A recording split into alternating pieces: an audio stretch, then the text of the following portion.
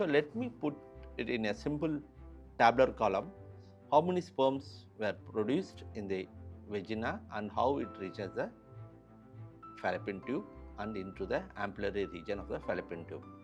So around 200 to 200 millions of sperms were ejaculated in the vagina, and from there the sperms passes through the cervical canal and reaches the cervix, and out of 20 million it comes to 10 million.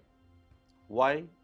Most of the sperms will be lost in the cervical mucus of the reproductive organ, and from then it moves into the uterus. Out of 10, only 1 million reaches the uterus.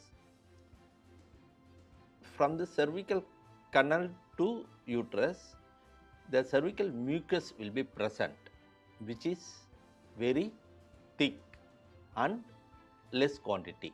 During ovulation, that when once a female produces the egg, so during that time, ovulation time, there will be a increase in the quantity of the cervical mucus, and also the cervical mucus become very thin, like a watery.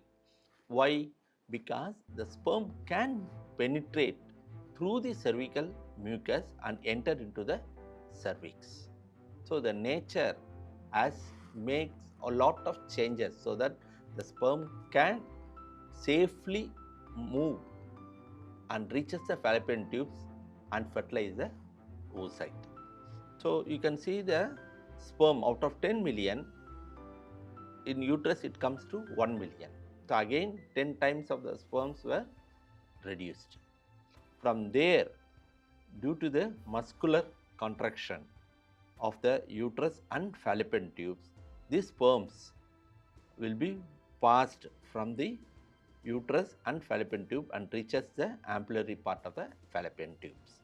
So again from 1 million sperms present in the uterus, it reduced to 1 lakh.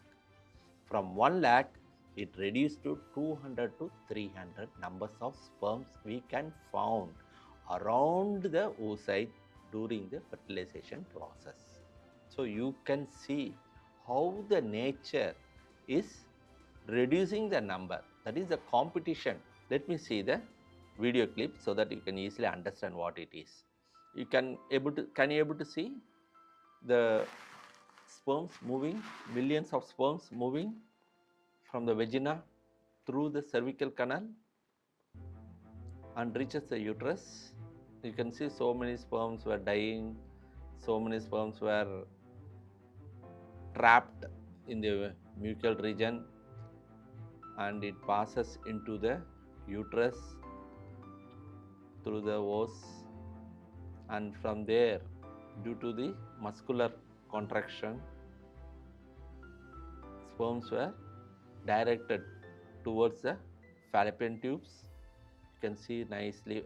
Can you see now the sperms number were reduced so finely, and see so many sperms. Can you see the sperms trapped and dying? And you can see the sperm slowly moving towards ampullary region of the fallopian tubes through these muscular folds present in the uterus and the fallopian tubes, and from there it moves slowly and going to have some changes, molecular changes that I am going to explain to you later, and it reaches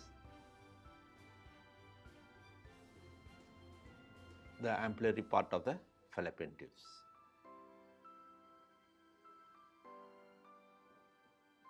The sperm undergo lot of molecular and structural changes to get the capacity to penetrate into the oocyte. So that is called capacitation. So this process will take around 5 to 7 hours in the ampullary region. So what are the changes it undergo? There is a change in the cholesterol, other sterols, the glycoproteins modified, the antigen present on the surface of the sperm is removed. Why? Because the sperm, the female reproductive tract recognize the sperm as a foreign body, so it may affect the sperm. So the antigen part of the antigen present on the surface of the sperms were removed, and all these changes makes the sperms movement very vigorous. The tail beat very fast. You can see the sperms moving here and there in a very fast and vigorous movement. So has to enter into the oocyte. So it will take 5 to 7 hours. And now there will be a attraction between the sperm and the oocyte by means of thermotaxis and chemotaxis. What is this thermotaxis? Thermotaxis is nothing but the changes in the temperature in the fallopian tubes and near the oocyte, so that the sperm can pass through the fallopian tubes and reaches the egg. So there is a change in the temperature. And also chemotaxis, there is a lot of biochemical changes in the oocytes and also outside the oocyte, so as to attract the sperm to enter into the oocyte.